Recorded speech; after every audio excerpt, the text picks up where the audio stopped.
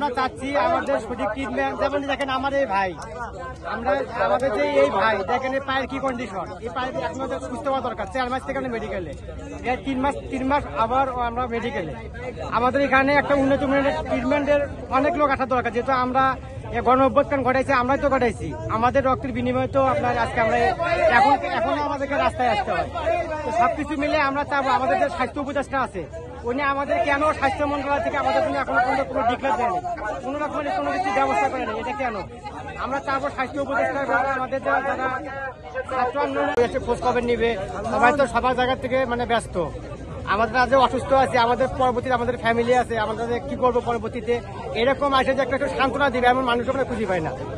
আমাদের সমস্যা, আমাদের শরীর ট্রিটমেন্ট হচ্ছে কি হচ্ছে না এটা কেউ জিজ্ঞাসা করবে না। সরকারি ভাবে লোক আছে, আমাদের স্বাস্থ্য উপদেষ্টা আছে, এরা আসে 2-1 জনের সাথে কথা বলে, 2-1 লোক কথা বলে 5 মিনিট সময় নিয়ে আসে, 5 মিনিট সময় শেষ ওনারা চলে যায়।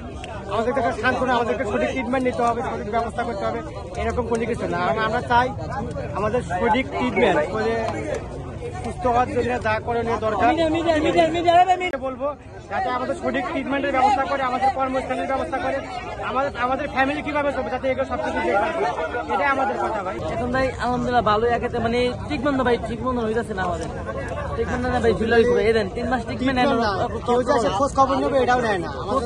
আহতদের অ্যাকশন, অ্যাকশন টু অ্যাকশন, আহতদের অ্যাকশন, এই দালালি না রাজপথ, এই দালালি না রাজপথ।